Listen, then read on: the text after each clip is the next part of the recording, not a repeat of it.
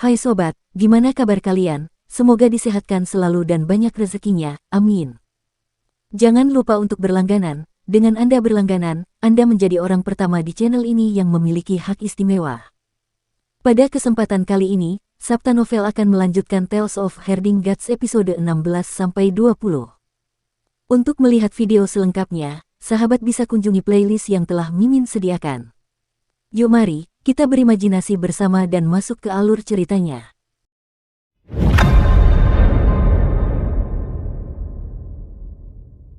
Mata yang cerah menatap Liontin Giok itu. Meskipun Kinmu baru berusia 11 atau 12 tahun, dia sudah mengerti banyak hal. Di lain waktu, Kinmu pergi bersama nenek Si untuk membantu persalinan, tidak seperti kejadian tragis lainnya, semuanya berjalan lancar. Melihat keluarga yang penuh kasih menghangatkan hatinya. Hal ini membuat Kinmu bertanya bagaimana dia dilahirkan dan di mana orang tuanya berada. Namun, nenek Si tidak dapat menjawabnya. Dia hanya dapat mengatakan bahwa dia telah menemukannya di sungai dan Liontin Giok itu telah dibundel bersamanya. Inilah sebabnya mengapa Kinmu sangat menghargai Liontin Giok ini. Ia berharap suatu hari nanti ia dapat menemukan orang tuanya dengan Liontin itu dan bertanya kepada mereka mengapa mereka meninggalkannya. Setelah beberapa saat, Kinmu kembali mengenakan Liontin Giok itu di lehernya, tempat ia biasa mengenakannya. Ekspresinya menjadi damai saat ia menyimpan kejadian aneh ini jauh di dalam hatinya bersama dengan misteri Liontin itu. Nenek Si, yang menjaga jarak dengannya hingga saat itu, kembali ke rumah mereka tepat sebelum Kinmu. Keesokan harinya, Matua, Si Buta, Si Cacat, dan Si Bisu melanjutkan perburuan binatang buas untuk memurnikan darah keempat roh bagi Kinmu. Keempat pria berbahaya ini pada dasarnya telah menyapu bersih area di sekitar desa, tepatnya radius beberapa ratus mil, jadi mereka harus melakukan perjalanan lebih jauh untuk menangkap binatang buas yang menyediakan darah untuk pemurnian. Kepala desa mengalami kesulitan untuk bergerak sendiri, apoteker sering harus keluar untuk mengumpulkan tanaman obat, tukang daging selalu pemarah dan kadang-kadang menjadi gila, dan Tuli hanya tertarik pada kaligrafi dan lukisan. Oleh karena itu, Nenek Si adalah satu-satunya orang yang dapat menemani Kinmu saat ia berkultivasi. Namun, Nenek Si juga tidak selalu berada di desa. Sebagai penjahit dan bidan, desa-desa tetangga sering meminta pakaian darinya atau memintanya untuk membantu persalinan. Pagi-pagi sekali, Nenek Si meninggalkan desa, dan apoteker pergi untuk mengumpulkan tanaman obat. Tukang daging dan Tuli menggendong kepala desa ke pintu masuk desa dan menempatkannya di sana. Kemudian mereka berdua berpisah, satu mengasah pisaunya dan yang lainnya melukis. Dilanda kebosanan, Kinmu pergi ke tepi sungai. Sejak sapinya berubah menjadi wanita dan ditikam sampai mati oleh Si Cacat, tugasnya berkurang drastis. Berdiri di tepi sungai, ia menarik napas dalam-dalam, dadanya mengembang karena udara. Ia kemudian mengalirkan ki vitalnya dan dadanya perlahan kembali ke ukuran normal. Dia belum menghembuskan napas. Sebaliknya, dia menggunakan ki vitalnya untuk menyehatkan paru-parunya, membuatnya sangat kuat. Kemudian dia memampatkan udara di paru-parunya, memaksanya menyusut 10 kali lipat. Kinmu terus menarik napas dan dadanya masih belum mengembang. Namun, saat dia mencapai batasnya, dia melesat maju, melesat keluar seperti anak panah yang melesat dari busurnya. Kinmu berlari menyeberangi sungai bagaikan badai, membelah air menjadi dua gelombang yang meletus keluar di belakangnya. Kemudian, tiba-tiba, logam berkilauan melintas di atas sungai. Kinmu telah mengeluarkan pisau pembantai babi saat ia berlari. Pisau itu berkilauan di udara, berkelebat seperti naga yang berenang di udara. Ini adalah jurus pisau pembantai babi milik Bacer. Seperti penciptanya, jurus pisau ini terasa getir dan memiliki aura liar dan mendominasi yang menolak tunduk pada langit dan bumi. Pisau itu bersinar saat diayunkan maju mundur, mampu menghancurkan apapun yang ada di jalurnya. Tanpa peringatan, kilauan logam itu menghilang saat Kinmu mengembalikan pisau pembantai babi ke tempat biasanya disarung di punggungnya. Beralih ke keterampilan tinju Outma, ia mengarahkan ki vitalnya ke lengan dan tangannya. Mengepalkan tangan, Kinmu mulai menyerupai sungai Yangtze yang melintasi dataran tinggi, mengalir deras di langit, dan mengalir deras ke laut seperti aliran air yang tak pernah berakhir. Thundercelap 8 serangan bentuk pertama, guntur musim semi di laut timur yang sepi. Dengan pukulan demi pukulan, pemandangan sungai yang deras mengalir ke dalam gelombang laut yang dahsyat muncul di dalam pikiran Kinmu. Esensi yang mirip dengan itu juga terbentuk dalam keterampilan tinjunya. Namun, saat itu juga, tinjunya tiba-tiba terbuka di tengah pukulan, jari-jari dan telapak tangannya bergetar tak terkendali. Udara di depan telapak tangannya terkompresi dengan cepat, lalu meledak keluar, merusak permukaan sungai dan mengirimkan air ke sekelilingnya. Ini masih belum selesai, pikir Qin Mu sambil berlari. Aku masih belum bisa mencapai guntur di telapak tangan. Kekecewaan menimpa Qin Mu. Level terendah dari 8 pukulan petir matua mengharuskan praktisi untuk mencapai guntur di telapak tangan. Setiap pukulan harus meledakkan guntur yang menggelegar yang memiliki kekuatan luar biasa dan dapat merenggut jiwa seseorang. Ini kemudian menjadi seni ilahi yang mampu dilatih ke tingkat tertinggi di mana seseorang dapat mengendalikan guntur dan kilat dengan tangan mereka, suatu tingkat yang belum dapat dicapai Qin Mu. Saat Qin Mu terus berlari, dia mengambil tongkat bambu dari tempatnya yang diikatkan di punggungnya. Menusuk area di sekitarnya, dia tidak menunjukkan keterampilan tongkat biasa. Keterampilan yang diajarkan Blaine kepadanya sebenarnya adalah keterampilan tombak. Tongkat bambunya menyerupai tombak besar yang mengaduk air sungai seperti naga yang mengamuk. Setiap pusaran, setiap tusukan, setiap jentikan, dan setiap tusukan akan disertai dengan semburan air. Setelah merasa puas, Qin Mu menukar tongkat bambunya dengan palu besi besar, mengganti posisi tongkat bambu di punggungnya dengan palu besi. Kemudian, ia melancarkan serangkaian serangan untuk menunjukkan keterampilan palu yang diajarkan oleh si pandai besi bisu kepadanya. Keterampilan palu ini sederhana dan kasar, tetapi memiliki kekuatan yang sangat besar. Setiap serangan sangat berat, yang, bersama dengan kelincahan lari Qin Mu, mewujudkan dua kemampuan bela diri yang ekstrim. Setelah berlari cepat dan melatih setiap keterampilannya dalam waktu yang cukup lama, Qin Mu akhirnya merasa bahwa ki vitalnya mulai menipis. Tubuhnya mulai terasa lelah, kekuatannya hampir habis. Melihat sekelilingnya, ia menemukan bahwa ia telah pergi puluhan mil ke hilir, yang cukup jauh dari desa lansia cacat. Aku benar-benar berlari sejauh ini tanpa menyadarinya, pikirnya. Qin Mu terus mengamati sekelilingnya hingga ia melihat sebuah pulau di tengah sungai. Air sungai yang deras mengalir di sekitarnya. Pemandangan itu membuatnya penasaran, dan ia segera bergegas ke sana. Beberapa saat kemudian, Qin Mu melangkah ke pulau itu, akhirnya mencapai daratan kering. Pulau ini tidak terlalu besar.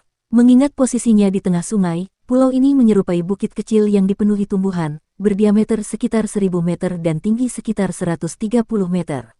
Di pulau ini terdapat hutan lebat yang hanya dapat mendengar suara air. Jauh di dalam hutan itu, tidak jauh dari tempat Qin Mu berada, terdapat sebuah kuil kuno yang bobrok. Saat berjalan ke dalam hutan dan menuju kuil, Qin Mu dapat melihat bahwa bangunan itu berantakan dan penuh sarang laba-laba di mana-mana. Jelas bangunan itu sudah lama tidak dirawat. Namun, bangunan itu masih bisa menjadi tempat yang bagus untuk beristirahat. Qin Mu berhenti di depan kuil. Salah satu pintu masuknya telah runtuh, memperlihatkan cahaya redup di dalamnya. Dia bisa melihat patung Buddha yang menjulang tinggi yang ditutupi daun emas berdiri di dalam kuil, memancarkan cahaya keemasan.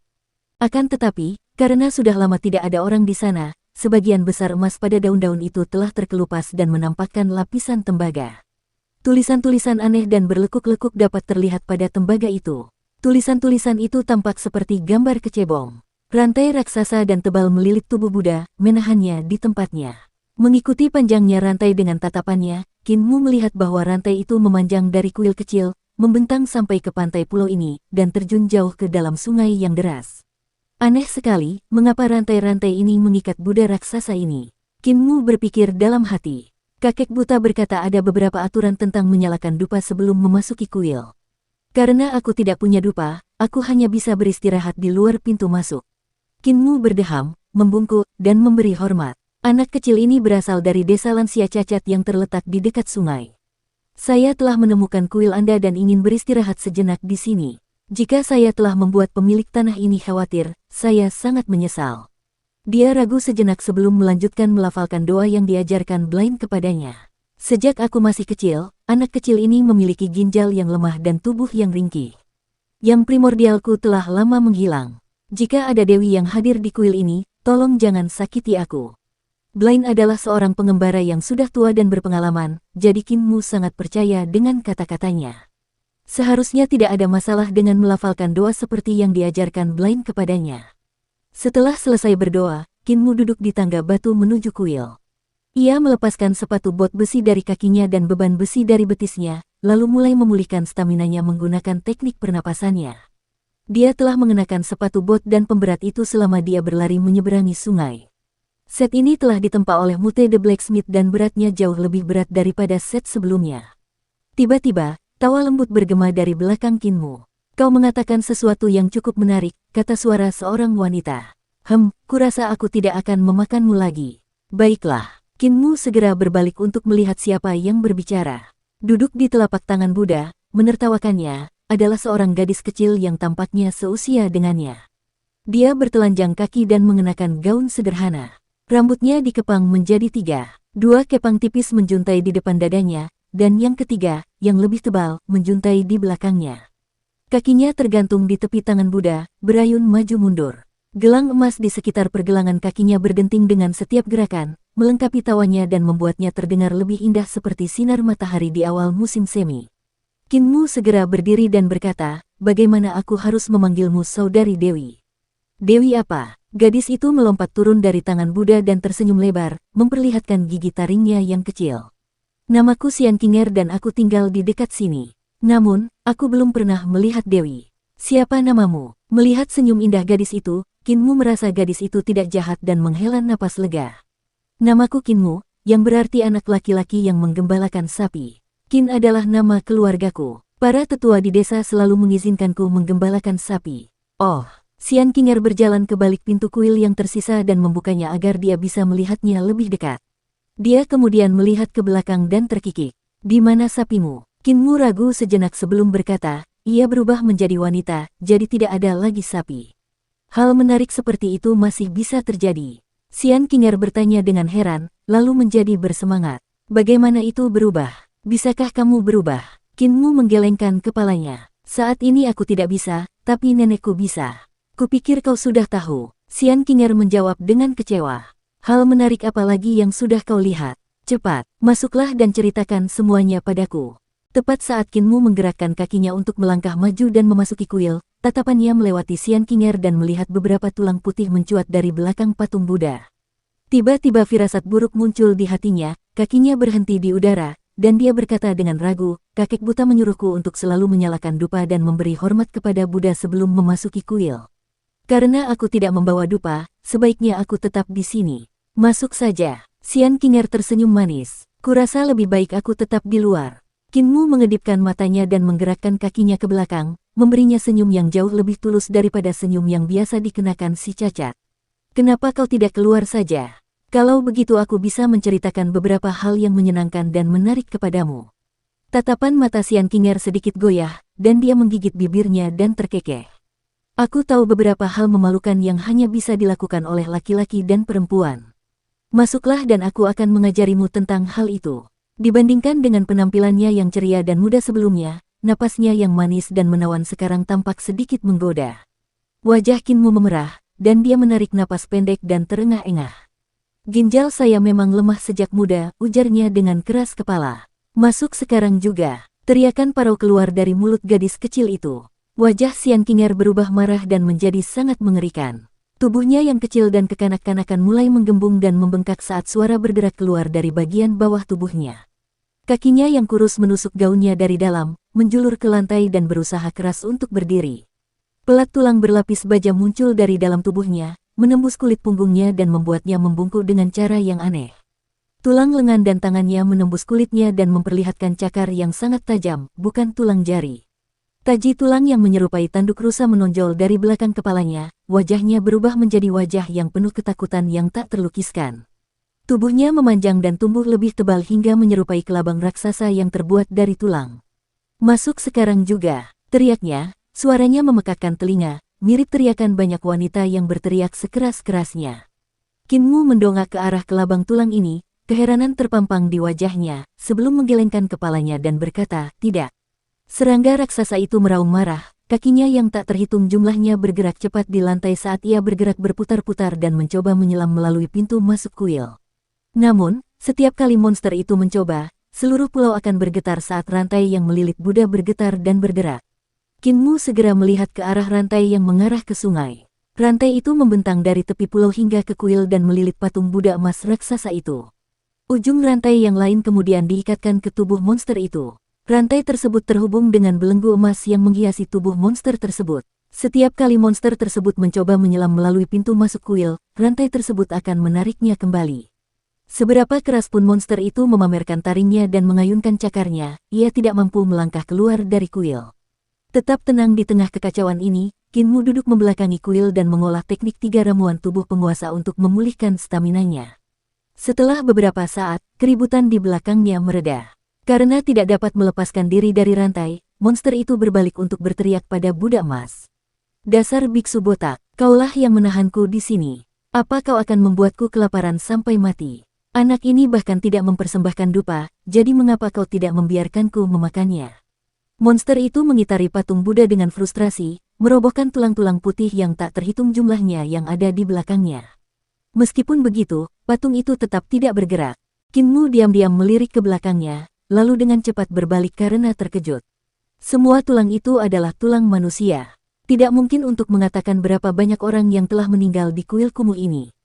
Tak lama kemudian, monster di kuil itu menjadi tenang, mengambil semua tulang, dan menaruhnya kembali di tempat persembunyian di belakang patung Buddha emas. Kemudian ia kembali ke pintu masuk kuil dan menatap Kinmu dengan mata merah. Biksu botak, ini daging di depan pintu kita, kau mengerti? Daging di depan pintu kita, katanya sambil menatap bagian belakang kepala Kinmu sambil air liur mengalir dari mulutnya. Beberapa saat kemudian, ia berubah kembali ke wujud gadis kecil, Xian Qinger. Dengan satu tali gaunnya terlepas dari bahunya, ia terkikik. Ayo, anak muda, mari kita lakukan hal-hal memalukan bersama-sama. Kinmu memiliki kemauan yang sangat kuat, jadi dia berhasil menutup telinga terhadap rayuannya. Ketika stamina dan ki vitalnya akhirnya pulih, dia merasa bahwa kultivasinya hari ini telah menghasilkan peningkatan yang signifikan. Hati Kinmu sedikit tergerak, dan dia berpikir sebaiknya dia mengumpulkan ki vitalnya dan menggunakan mantra iblis untuk mencoba menghancurkan dinding embrio roh sekali lagi. Ki kedua, Samoye, Bore Samoye, Ki kedua Bore Samoye. Tepat saat ki vital Kinmu mulai mengalir deras menuju dinding embrio rohnya, gemuruh tumpul terdengar dari dalam kuil kuno. Sinar cahaya berdarah mengalir melalui tanda-tanda aneh pada enamel tembaga daun emas Buddha. Sinar ini menutupi daun, membuatnya mengeluarkan cahaya keemasan yang cemerlang. Boom! Di tengah getaran dahsyat itu, patung Buddha emas yang ditutupi daun emas membuka matanya dan memancarkan aura yang luar biasa. Teriakan yang mencengangkan tiba-tiba menggema di telinga Kinmu. Jalan sesat para iblis. Beraninya kau bersikap kurang ajar di hadapanku dan melafalkan mantra iblis. Kau benar-benar tidak disiplin dan tidak terkendali. Aku akan menggunakan mantra Buddhaku untuk menaklukkanmu. Ekspresi frustrasi di wajah gadis monster itu berubah menjadi ekspresi ketidakpercayaan yang mendalam. Buddha emas itu meraih rantai dan menarik monster yang tak berdaya itu kembali kepadanya. Bak mandi. Monster itu jatuh berlutut di depan patung Buddha, tidak dapat bergerak, dan mulai merendahkan diri menghadapi tekanan kuat dari patung Buddha. Buddha emas itu membuka mulutnya dan melafalkan serangkaian kata-kata tak dikenal yang mengingatkan kita pada Buddha sungguhan yang tengah melantunkan mantra. Om Mani Padme Hum, Om Mani Padme Hum, Om Mani Padme Hum. Mendengar suara sang Buddha, monster itu merasa seolah-olah ada kekuatan tak terlihat yang menghancurkan jiwanya, menyebabkan dia merintih kesakitan. Di luar kuil, mantra Buddha meniup Kinmu dan dia mulai panik. Namun, pada saat ini, ki vitalnya baru saja mencapai dinding embrio roh. Pada saat yang sama, suara dewa turun dari 9 surga seolah-olah dewa sedang melantunkan mantranya sendiri. Suara dewa dan suara Buddha menyapu Kinmu pada saat yang sama, beresonansi keras saat keduanya saling beradu, sangat mengurangi tekanan pada ki vital Kinmu. Kesempatan yang luar biasa, pikirnya. Bereaksi seketika, Kinmu meneriakkan mantra setan. Ki kedua Samoye, Bore Samoye, Ki kedua Bore Samoye. Ki kedua Samoye, Bore Samoye, Ki kedua Bore Samoye. Suara sang Buddha bergema dari kuil, volumenya bertambah. Om Mani Padme Hum, Om Mani Padme Hum. Pada saat yang sama, suara dewa dari 9 surga di atas bergema dari tengah alis Kinmu, juga semakin keras. Guan Mingduan Jingwu Si Jiang Yu. Tian Si Dui Si Wei Ling Nu. Saat ketiga suara itu bercampur menjadi satu, kekuatan yang menghambat ki vitalnya untuk menyerang dinding embrio rohnya tiba-tiba lenyap. Dalam ledakan energi, Kinmu menggunakan teknik 3 ramuan tubuh penguasa, mengumpulkan seluruh ki vitalnya, dan mengarahkannya ke dinding embrio rohnya. Suara mendesing, seperti gelombang air yang sangat besar dari sungai yang deras menghantam tepian, suara hantaman yang sangat keras bergema dari dinding embrio roh Kinmu. Dinding itu runtuh dengan gemuruh yang keras, dan ki vitalnya dengan megah membanjiri harta karun ilahi embrio rohnya. Segera setelah itu, ki vital yang dahsyat menyembur dari harta karun ilahi embrio rohnya dan langsung menyebar ke seluruh tubuhnya. Ki vital yang melonjak bahkan memenuhi rambut dan kulitnya, menyebabkan setiap helai rambut di tubuhnya berdiri tegak. Dinding embrio roh telah hancur total. Sukses mendobrak tembok. Hasil ini membuat Kinmu tercengang dan dia berhenti melafalkan mantra iblis. Suara dewa tiba-tiba menghilang, dan tanpa lawan, suara Buddha dari Buddha emas di dalam kuil juga terhenti. Patung Buddha kembali ke keadaan normal dan tidak bergerak. Itu membuat monster itu berbaring tengkurap di depan patung itu. Dinding tak kasat mata di tengah alis Kinmu yang telah mencegahnya membangkitkan harta karun ilahi embrio rohnya akhirnya hancur. Tidak ada yang menghalanginya untuk melihatnya. Aku benar-benar berhasil mendobrak tembok. Kinmu tidak dapat menahan kegembiraan di hatinya dan berteriak kegirangan di depan kuil. Dia telah meminum darah keempat roh dalam jumlah yang tak terkira, yang bahkan hingga saat ini belum membantunya membangkitkan tubuh penguasa. Namun, sekarang, dia benar-benar berhasil menghancurkan tembok dengan membuat suara dewa, iblis, dan Buddha beradu. Hal ini memenuhi dadanya yang kecil dengan rasa pencapaian yang luar biasa. Setelah beberapa waktu, Kinmu akhirnya tenang dan berpikir dalam hati. Dinding embrio roh, harta karun ilahi embrio roh. Karena ini adalah harta karun ilahi, para dewa pasti telah meninggalkan sesuatu yang berharga untukku. Kinmu memejamkan matanya dan melihat sinar keemasan yang cemerlang di tengah alisnya. Saat kesadarannya dengan hati-hati memasuki harta karun ilahi yang misterius itu, dia melihat bahwa bagian dalam harta karun ilahi embrio roh itu sebenarnya adalah ruang aneh yang dipenuhi dengan sinar keemasan yang cemerlang. Itu tampak seperti surga yang sangat kuno. Harta karun ilahi embrio roh menyerupai tanah ajaib yang terbuat dari lautan cahaya. Saat kesadarannya menggali lebih dalam ke dalam harta karun ilahi, cahaya itu memeliharanya dan membuatnya merasa sangat nyaman. Akan tetapi, meski kesadarannya terbang di lautan cahaya keemasan ini cukup lama, ia tidak menemukan apapun. Bukankah ini harta karun ilahi embrio rohku? Mengapa tidak ada apapun di sini? Apakah para dewa mengambil harta karunku? Kinmu sangat bingung. Sekarang setelah harta karun ilahi embrio roh telah dibuka, di mana harta karun ilahi itu? Kemudian, entah dari mana, sebuah patung batu yang menjulang tinggi muncul. Patung itu berdiri di tengah lautan cahaya, terisolasi. Mengapa ada patung batu di dalam harta karun ilahi embrio rohku? Mungkinkah ini harta karun ilahiku? Perkembangan yang tiba-tiba ini membingungkan Kinmu. Baru ketika kesadarannya melayang di sekitar patung batu itu, mengamatinya, dia menyadari fenomena aneh. Dia keliru mengira patung itu terbuat dari batu, padahal sebenarnya tidak. Patung batu ini tampak seperti dipahat dari batu, tetapi sebenarnya tidak. Patung itu menyerupai batu giok, tetapi juga tidak terbuat dari batu giok. Patung itu berkilau dan tampak tembus pandang, tetapi memancarkan aura lembut. Bagian yang paling membingungkan dari patung itu adalah kemiripannya yang luar biasa dengannya. Namun, sebenarnya itu menyerupai Kinmu saat dia masih balita, sekitar berusia 2 hingga 3 tahun. Ada patung diriku di dalam harta karun ilahi embrio rohku. Mungkinkah para dewa tahu seperti apa rupaku, memahat patungku, dan menyembunyikannya di dalam harta karun ilahi embrio rohku? Ide itu membuat Kinmu tercengang. Kemudian, saat kesadarannya perlahan bersentuhan dengan patung itu, dia kehilangan kendali atasnya. Kesadarannya memasuki patung itu. Penglihatan Kinmu tiba-tiba menjadi gelap, dan ketika kesadarannya kembali terkendali, ia mendapati bahwa benda itu berbentuk patung.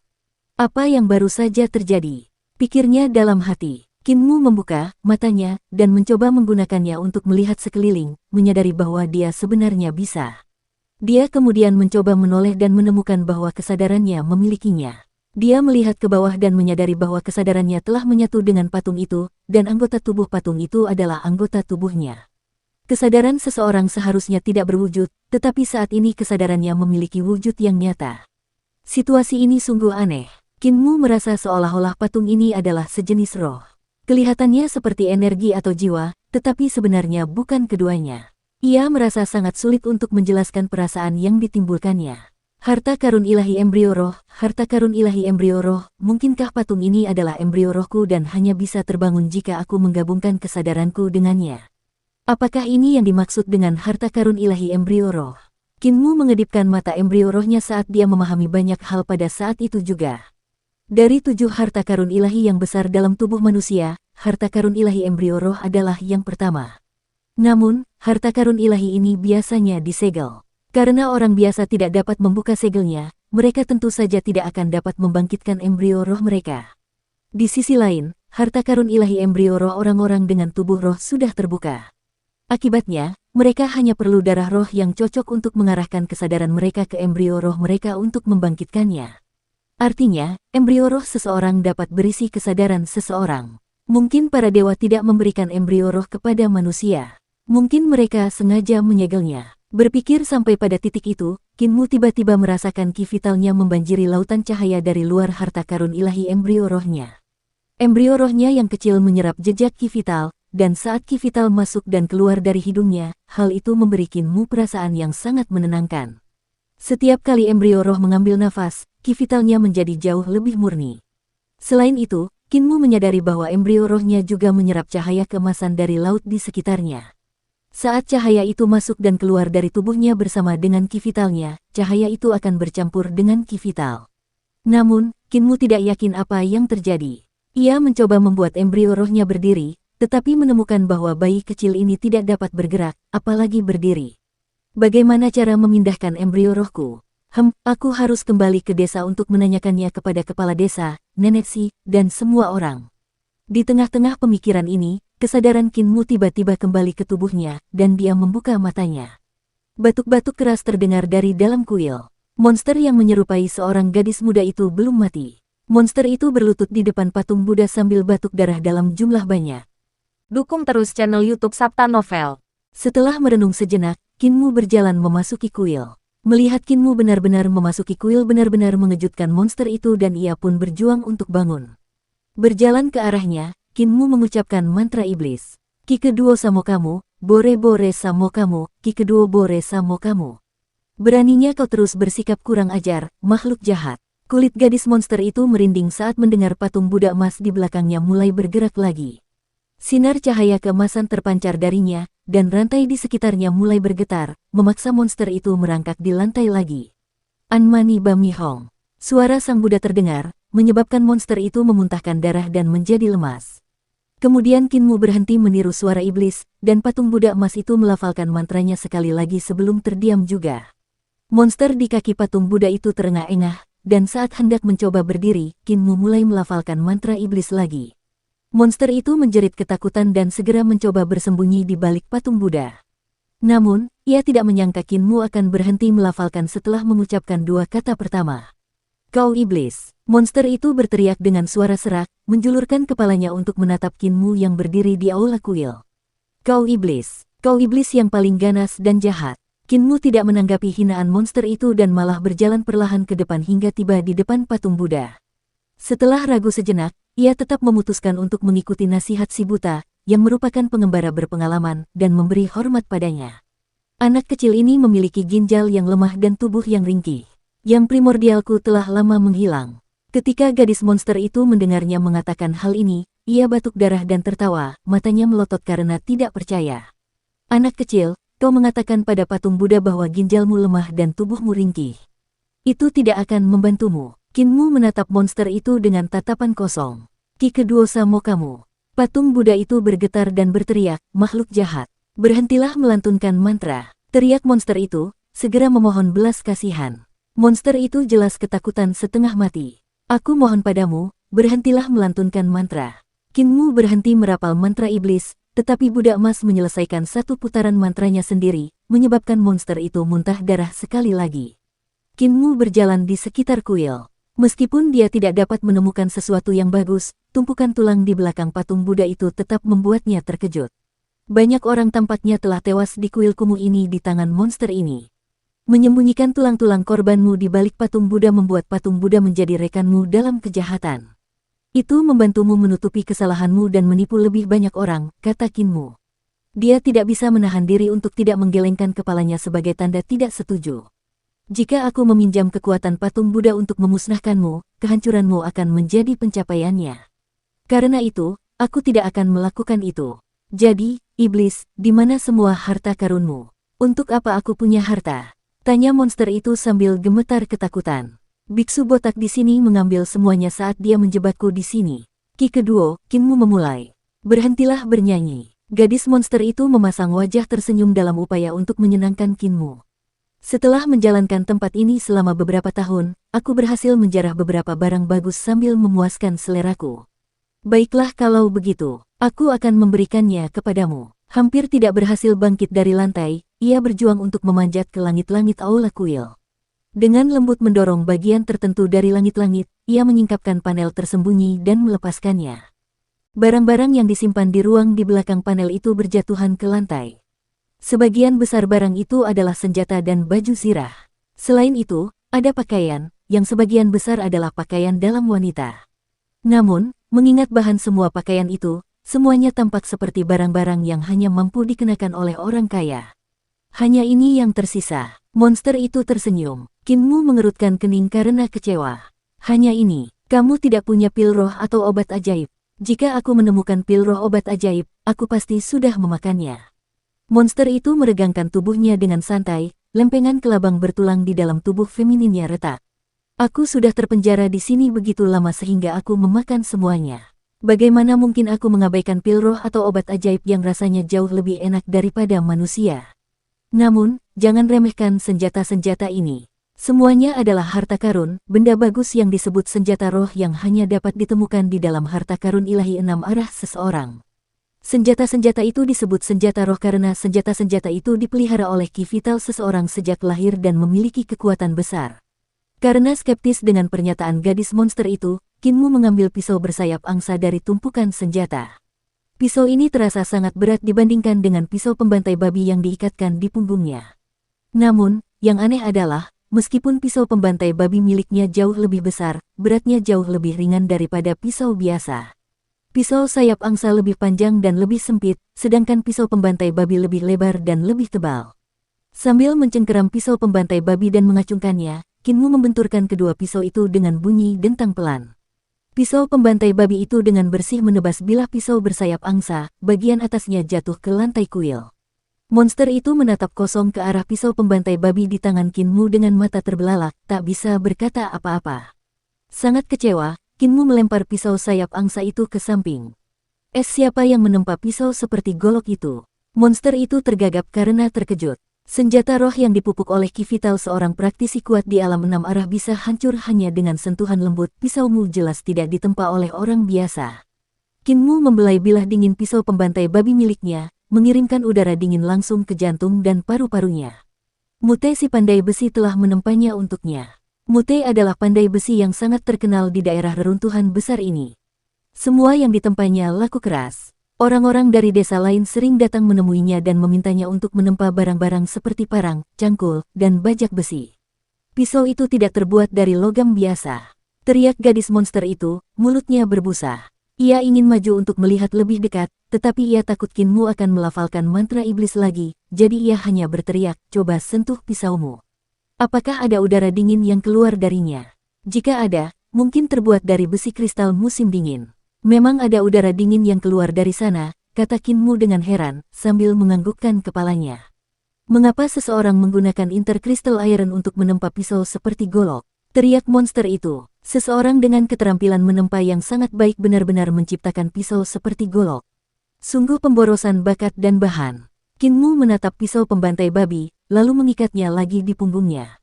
Dia kemudian mulai mengumpulkan semua senjata dan harta karun, memindahkannya keluar dari kuil yang kumuh dan meletakkannya di depan pintu masuknya. Mengapa kau masih ingin mengambil jarahanku padahal kau sudah punya senjata sebagus ini? Teriak monster itu dengan marah. Nenek bilang padaku bahwa aku harus selalu membawa pulang semua barang yang kuambil dengan kekuatanku sendiri. Kinmu berbalik dan tersenyum tipis. Aku mengambil semua barangmu dengan kekuatanku sendiri, jadi aku pasti harus membawa pulang semuanya. Hal ini membuat monster itu sangat marah hingga ingin mati. Namun, ia takut merusak segalanya dengan Kinmu dan hanya bisa menyaksikan bocah itu memindahkan semua harta yang telah dikumpulkannya dengan susah payah. Kinmu tiba-tiba melihat monster itu dan bertanya, apakah kamu punya sesuatu seperti karung kain? Tidak, baiklah.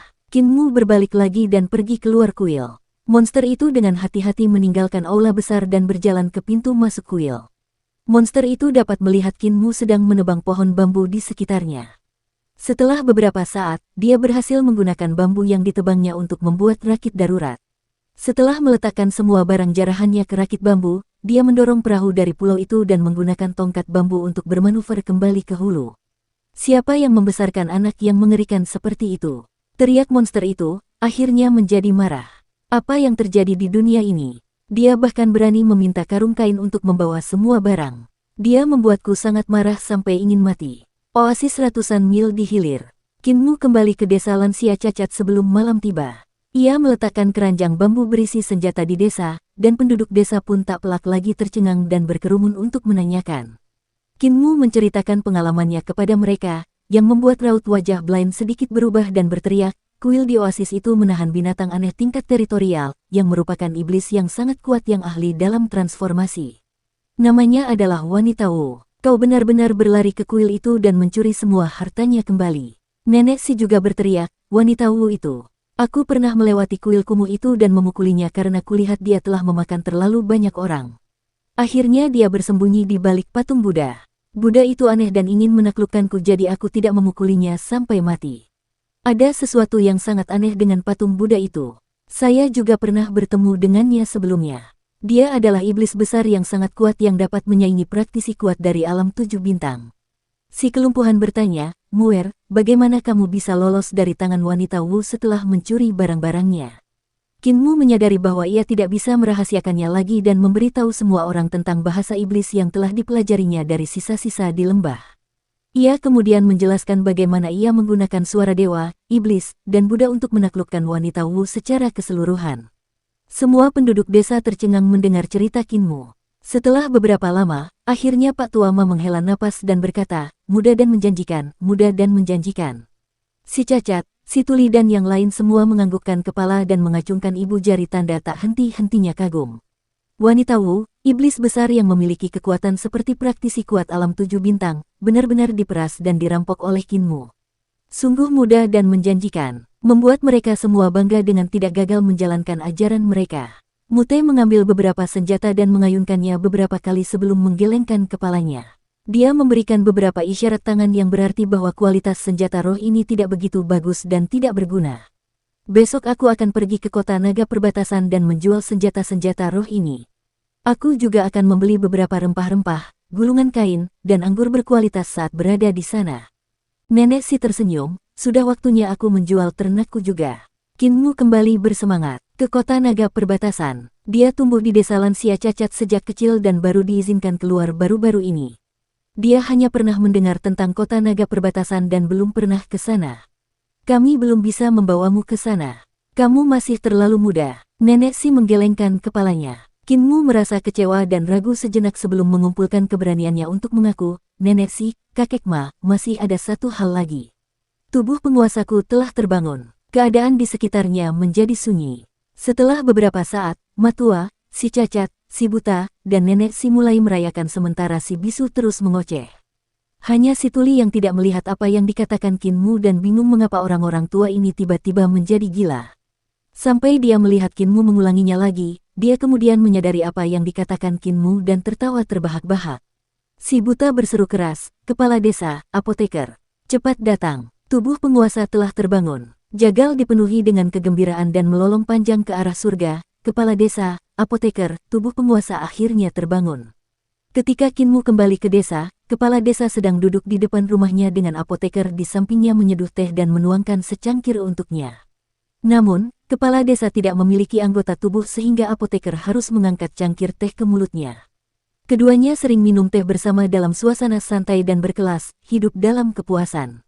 Tepat saat kepala desa baru saja menghabiskan setengah dari tehnya, dia mendengar teriakan si Buta dan Matua yang membuatnya langsung menyemburkan tehnya melalui hidung, mata, dan mulutnya. Dua semburan air halus menyembur tinggi dari sudut dalam matanya.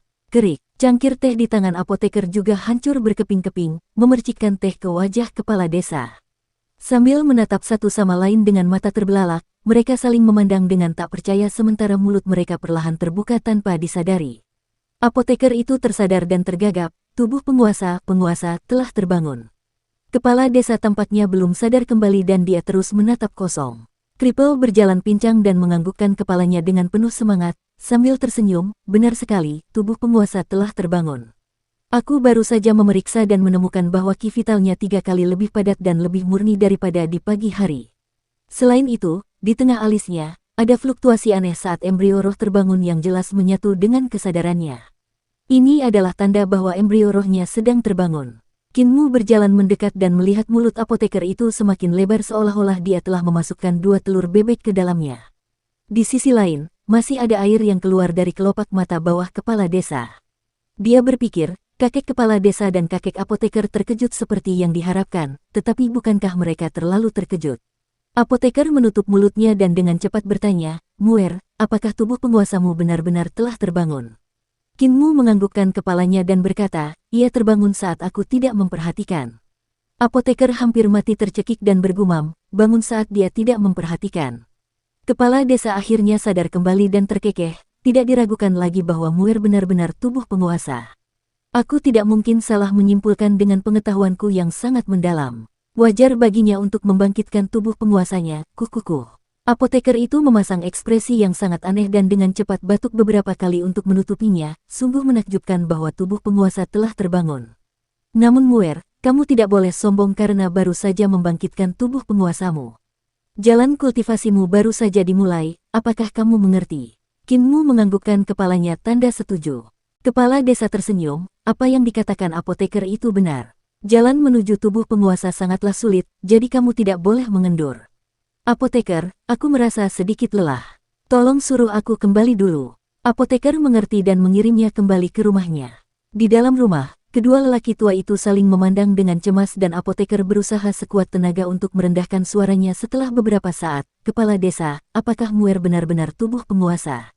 Tentu saja tidak, kata kepala desa dengan tegas. Lalu bagaimana dia terbangun? Bagaimana aku tahu? Kedua lelaki tua itu saling memandang dengan cemas lagi dan tidak yakin bagaimana menjelaskan fenomena Kinmu. Setelah beberapa saat, apoteker mencoba bertanya, bisakah tubuh Fana membuka dinding embrio roh?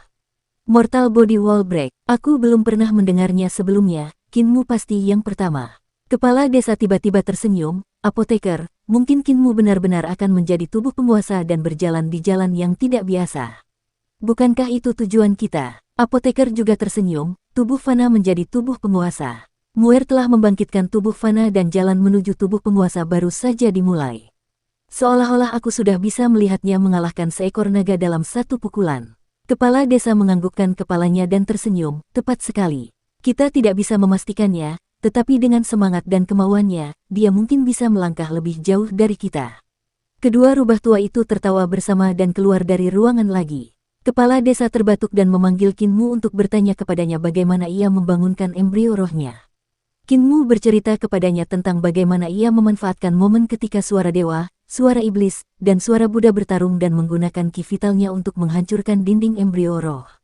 Dengan tatapan kosong di matanya, kepala desa bergumam, masih ada jalan seperti itu. Dia tidak bisa menahan diri untuk tidak mendesah sedih. Kesempatan Kinmu adalah sesuatu yang tidak bisa ditiru orang lain. Menggunakan suara dewa, iblis, dan Buddha untuk saling bertarung dikombinasikan dengan keberaniannya untuk benar-benar berani mengambil inisiatif dan mempelajari bahasa iblis, menggunakan suara iblis untuk melawan suara dewa menghasilkan kesempatan yang sangat kebetulan. Tindakan ini sungguh gegabah, tidak tahu cara menulis kata kematian. Bahkan jika orang lain kebetulan mendapat kesempatan ini, mereka kemungkinan akan mati karena kekuatan di dalam suara dewa, iblis, dan Buddha sebelum mereka benar-benar berhasil menembus dinding embrio roh mereka. Yang lain tidak tahu bahaya yang ada di dalam, namun dia sangat jelas tentang hal itu. Apakah kekuatan dewa dan iblis adalah sesuatu yang bisa didambakan oleh manusia? Bagi manusia, itu adalah jalan yang tidak mengarah kemanapun kecuali kematian untuk mendambakan kekuatan dewa dan iblis. Akan tetapi, Kinmu justru berhasil melakukannya dengan cara yang tak terduga, yang membuat kepala desa sedikit banyak bingung. Namun, yang tidak diketahuinya adalah bahwa Kinmu hampir terbunuh oleh pertarungan antara suara dewa dan suara iblis. Dia beruntung karena liontin giok di dadanya telah melindungi hidupnya. Itulah sebabnya dia tidak mati. Kepala desa memeriksa dengan saksama kemajuan kultivasi Kinmu, memperlihatkan ekspresi heran sebelum menutupinya dan menyemangatinya, Muer, berusahalah sebaik mungkin dalam kultivasi dan jangan mengecewakan kami. Sekarang setelah kamu membangkitkan tubuh penguasa, kamu adalah seorang praktisi seni bela diri dan bukan lagi anak kecil. Kinmu mengangguk dengan sungguh-sungguh. Saat ini, langit sudah gelap dan api unggun di desa menyala. Matua dan yang lainnya mulai memanggang binatang aneh yang mereka tangkap untuk merayakan Kinmu.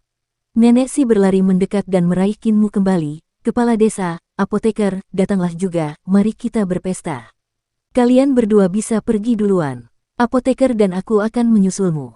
Setelah kepala desa melihat nenek Si dan Kinmu pergi, dia berkata dengan lembut, Apoteker, energi vital Muer sangat padat. Di antara praktisi bela diri yang pernah kulihat sebelumnya di alam embrio roh, kultivasinya adalah yang terhebat. Apoteker itu melihat ke arah kerumunan yang merayakan di sekitar api unggun dan bertanya dengan lembut, seberapa padatnya? Kultivasiku selama alam embrio rohku mirip atau mungkin bahkan lebih lemah darinya.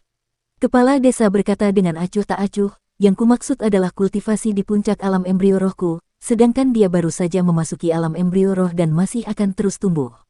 Tubuh apoteker bergetar hebat dan menatapnya dengan tak percaya saat dia berteriak, untuk bisa setara denganmu saat kamu berada di alam embrio rohmu.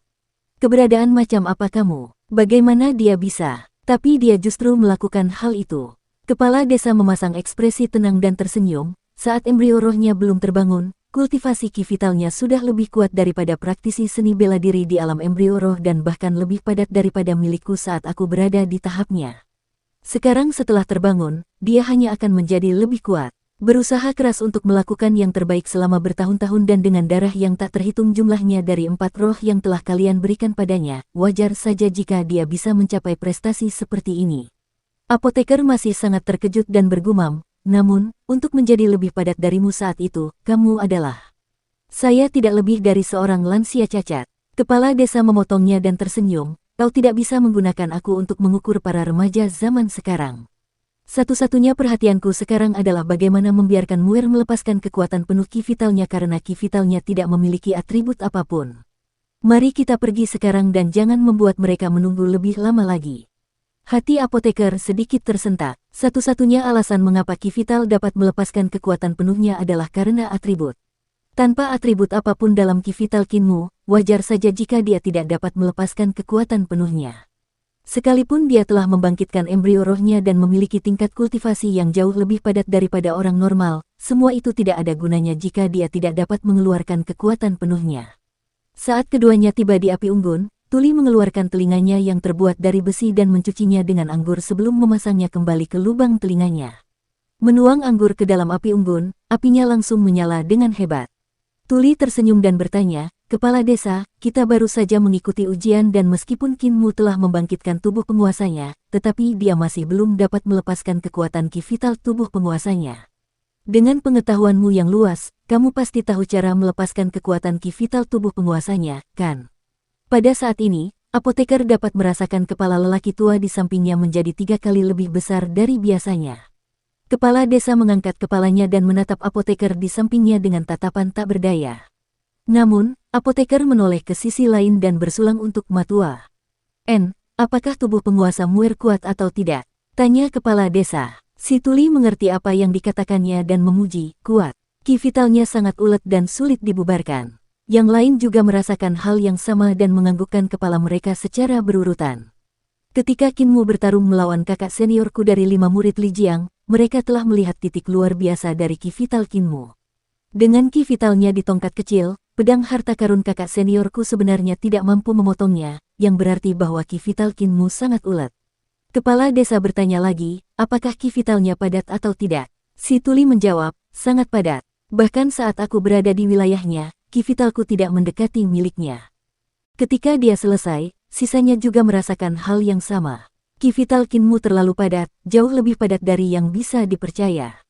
Bahkan ketika embrio rohnya baru saja terbangun, seolah-olah dia telah berkultivasi selama puluhan tahun. Kepala desa perlahan mengarahkan pembicaraan dengan sabar dan bertanya, karena ki vitalnya begitu ulet dan tahan lama, mengapa ia tidak bisa mengeluarkan kekuatan penuhnya? Kali ini si Tuli tidak melanjutkan topik yang sama dan malah menepuk pahanya sambil berseru, benar sekali. Kenapa begitu, kepala desa? Kepala desa hampir mati tercekik oleh jawabannya dan merasa seolah-olah si Tuli telah memberinya 2 tusukan di dadanya. Beruntung di sampingnya, si bisu menjadi bersemangat dan mulai menari-nari dan menggerakkan tangan sambil terus-menerus berkata, bisu benar. Akhirnya si Tuli mengerti dan berkata, ki vital Muir begitu ulet dan padat namun tidak mampu melepaskan kekuatan penuhnya. Itu berarti masalahnya bukan terletak pada ki vital tubuh penguasanya. Teknik kita tidak cocok untuknya. Itulah sebabnya dia tidak dapat melepaskan kekuatan penuhnya. Masalahnya ada pada kita. Seolah-olah sebuah batu besar terangkat dari pundaknya, kepala desa ingin menghela napas lega saat si Tuli bertanya lagi, ini masalah lain. Bagaimana kita bisa melepaskan kekuatan ki vital tubuh penguasanya? Kita semua tidak tahu apa-apa, jadi dengan pengetahuanmu yang luas, apa pendapatmu yang bijak, kepala desa? Kepala desa berharap agar dia dapat menumbuhkan lengan dan mencekiknya sampai mati, namun dia mengetahui beberapa alasan mengenai alasan mengapa Kinmu tidak dapat mengeluarkan kekuatan penuh ki vitalnya. Ki vital dari 4 tubuh roh agung memiliki sifat-sifatnya sendiri. Misalnya, ki vital harimau putih memiliki sifat-sifat elemen emas, yang memungkinkannya berubah menjadi senjata dengan serangan dan pertahanan yang hebat. Ki vital harimau putih juga dapat berubah menjadi cakar setajam silet untuk mencabik-cabik lawan dan berubah menjadi perisai untuk menangkis serangan lawan.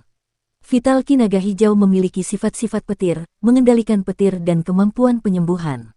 Ki vital burung vermilion memiliki sifat-sifat elemen api yang ganas dan mendominasi. Apoteker dan pandai besi bisu adalah jenis tubuh roh ini. Baik apoteker yang memurnikan obatnya maupun tungku pandai besi mengandalkan sifat-sifat ki vital mereka. Masih ada ki vital penyu hitam yang menguasai pertahanan dan pengendalian air. Akan ada juga sifat air ketika ki vital mereka dipamerkan. Namun, ki vital Kinmu tidak memiliki sifat-sifat ini dan itulah sebabnya ia tidak dapat melepaskan kekuatan penuhnya. Meskipun kultivasinya kuat, itu tidak banyak membantunya untuk meningkatkan kekuatannya. Namun mengetahui alasannya tidak berarti ia tahu cara menyelesaikannya. Muer, seperti apa rupa embrio rohmu? Kepala desa bertanya pada Kinmu. Kinmu menguraikan tentang embrio roh aneh di dalam harta karun ilahi embrio rohnya dan mengejutkan semua orang di sekitar api unggun saat mereka saling memandang dengan heran pada embrio roh berbentuk manusia itu. Ini adalah pertama kalinya di dunia mereka benar-benar mendengar sesuatu seperti embrio roh berbentuk manusia. Kinmu juga sedikit bingung dan bertanya, Nenek, kakek Ma, bukankah embrio roh kalian terlihat seperti kalian saat masih anak-anak? Nenek si menggelengkan kepalanya dan mendesah, tidak. Tidak heran kau adalah tubuh penguasa. Bahkan embrio rohmu berbeda dari milik kami, sungguh membuat iri. Embrio roh nenek adalah embrio roh harimau putih kecil. Embrio rohku adalah naga hijau, kata Matua. Si Tuli menjawab, embrio rohku adalah kura-kura hitam. Si bisu mulai menggerakkan tangannya lagi, sambil mengatakan bahwa embrio rohnya adalah burung vermilion. Kepala desa memejamkan mata dan tenggelam dalam pikirannya. 4 tubuh roh agung dianugerahi harta karun ilahi embrio roh yang terbuka secara alami dan hanya perlu membangkitkan embrio roh mereka untuk menjadi seorang praktisi bela diri. Bahkan jika ada embrio roh yang berbeda di antara 4 tubuh roh agung, mereka seringkali serupa dan tidak jauh berbeda dari 4 kategori utama. Beberapa embrio roh bukanlah harimau putih, naga hijau, burung merah atau kura-kura hitam tetapi mereka masih tergolong dalam 4 kategori ini. Itulah sebabnya ki vital dari 4 tubuh roh agung memiliki 4 jenis atribut yang berbeda. Embrio roh Kinmu berbentuk manusia dan tidak memiliki atribut. Itulah sebabnya mengapa lebih sulit baginya untuk bangkit dan bahkan melepaskan kekuatan penuh ki vitalnya. Kepala desa tengah asyik berpikir keras untuk mencari cara mengaktifkan kekuatan ki vital tubuh penguasa, tetapi bahkan dengan pengetahuannya yang luar biasa, dia masih belum bisa mengambil keputusan. Melihat ekspresinya, Nenek Si tiba-tiba menyadari apa yang sedang terjadi dan tertawa. Kepala desa tahu bahwa Muer adalah tubuh penguasa tetapi tidak tahu metode kultivasi untuk tubuh penguasa. Wajah kepala desa agak merah dan dia menganggukkan kepalanya. Semua penduduk desa menunjukkan ekspresi kecewa sementara si buta bergumam, kau memiliki pengetahuan terluas di antara kami sejauh ini, dan jika kau bahkan tidak mengetahui metode kultivasi tubuh penguasa, bukankah itu berarti tubuh penguasa Muer akan sia-sia? Semua orang di sekitar api unggun terdiam. Bacer tiba-tiba berseru, teknik tubuh penguasa diciptakan oleh manusia, kan? Semua orang menatapnya dengan bingung. Jagal terkekeh, jika teknik tubuh penguasa diciptakan oleh manusia, mengapa kita tidak bisa menciptakannya sendiri? Bahkan jika kita tidak bisa menciptakannya, Muer bisa menciptakannya sendiri. Tidak ada seorang pun yang pernah kutaklukkan, oleh karena itu aku berhasil menciptakan keterampilan pisau pembantai babi. Jika kalian semua takut dengan tantangan di depan, aku akan memandang rendah kalian semua. Muer, jangan biarkan aku memandang rendah kalian. Kinmu menganggukkan kepalanya dengan berat dan merasakan adrenalin mengalir deras saat dia berteriak, jangan khawatir kakek Jagal, aku pasti tidak akan mengecewakan kalian. Jagal tertawa keras dan menepuk bahunya dengan keras. Yang lain juga ikut tertawa sehingga suasana yang tadinya serius menghilang. Melihat kejadian itu, tanpa disadari hal yang menggerogoti hati kepala desa pun sirna dan ia tertawa terbahak-bahak. Berbohong kepada mereka bahwa Muir adalah tubuh penguasa agar mereka memiliki motivasi untuk terus hidup membuatku membenturkan kepalaku ke dinding bata dengan obsesif berusaha menutupi kebohongan itu. Yang tidak kuduga adalah mereka sudah memiliki motivasi dan namun aku masih di sini menghancurkan otakku. Kekhawatirannya pun teratasi, dan dia merasa bebas secara mental dan fisik. Kedatangan Kinmu telah memotivasi penduduk desa lansia cacat untuk terus hidup dan juga memotivasi dirinya untuk terus berjuang. Melihatnya, apoteker itu tersenyum. Kepala desa sudah lama tidak pernah sebahagia ini. Saya merasa kita benar-benar perlu mendorong tubuh penguasa hingga batas maksimalnya sehingga ia dapat melepaskan kekuatan penuh ki vitalnya. Di bawah cahaya api unggun, wajah Jagal tampak beberapa kali lebih menyeramkan. Seseorang tidak akan selamat jika dia tidak pernah gila. Tubuh penguasa lebih kuat daripada tubuh roh dan ki vitalnya pasti lebih kuat juga. Kondisi agar kekuatannya bisa dilepaskan mungkin juga lebih ketat. Itulah sebabnya ia pasti harus mencapai batasnya untuk mengeluarkan kekuatannya. Si kelumpuhan menganggukkan kepalanya, sepatu bot besi Muir harus lebih tebal dan jumlah beban besinya harus ditambah agar dia bisa berlari lebih cepat. Blind mengetuk tongkat bambunya dan berkata, sebelumnya kultivasinya terlalu santai, kita perlu meningkatkan tempo mulai sekarang agar bisa mengeluarkan potensinya. Paultma menjawab, benar sekali, kita juga harus berusaha lebih keras untuk mengeluarkan potensinya. Si bisu memberi beberapa isyarat tangan dan membuat beberapa suara. Kinmu merasa sangat tersentuh tetapi dia juga punya firasat buruk. Dia tersentuh melihat betapa bersemangatnya para tetua dalam masalah yang berkaitan dengannya, tetapi mengapa mereka harus menambahkan, memaksa keluar, dalam semua kalimat mereka. Apoteker menyipitkan matanya dan memasuki diskusi, suplemen. Kami akan terus memberinya suplemen. Beri dia suplemen sampai ki vitalnya bisa mengeluarkan kekuatan penuhnya. Ada banyak binatang dan tanaman langka dan unik di reruntuhan besar kami yang bisa saya gunakan untuk meramu pelet roh dan obat-obatan ajaib. Kebun tanaman herbal saya di luar desa memiliki semua jenis tanaman herbal roh yang cukup untuk memberinya suplemen sampai kulitnya bahkan akan mengeluarkan cairan roh saat Anda mencubitnya. Apoteker, sepertinya Anda harus membayar mahal untuk ini. Semua orang tertawa.